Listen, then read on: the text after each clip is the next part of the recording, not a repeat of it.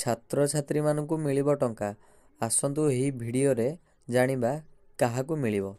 ସରକାରଙ୍କ ସୂଚନା ଅନୁସାରେ ଡିସେମ୍ବର 31 ତାରିଖରେ ବରଗଡ଼ରେ ମାଧୋସିଂ ହାତ ଖର୍ଚ୍ଚ ଯୋଜନାର ଶୁଭାରମ୍ଭ ହେବ। ଏହି ଯୋଜନାରେ ଅନୁସୂଚିତ ଜାତି ଏବଂ ଜନଜାତି ଛାତ୍ରଛାତ୍ରୀମାନଙ୍କୁ ଟଙ୍କା ମିଳିବ। ଏହି ଟଙ୍କା 3 ଲକ୍ଷ ଅନୁସୂଚିତ ଜାତି ଓ ଜନଜାତି ଛାତ୍ରଛାତ୍ରୀମାନେ ପାଇବେ।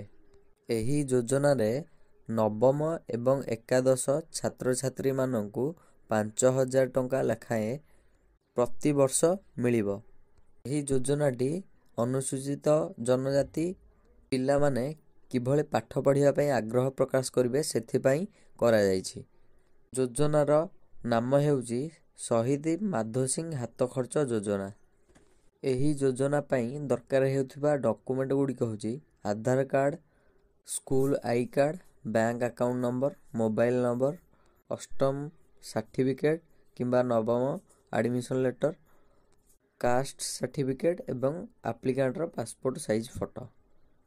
ଏହାକୁ ଆପଣମାନେ ଓଡ଼ିଶା ସ୍କଲାରସିପ୍ ପୋର୍ଟାଲରେ ଯାଇ ଆବେଦନ କରିପାରିବେ। ଧନ୍ୟବାଦ ଦର୍ଶକ ବନ୍ଧୁ।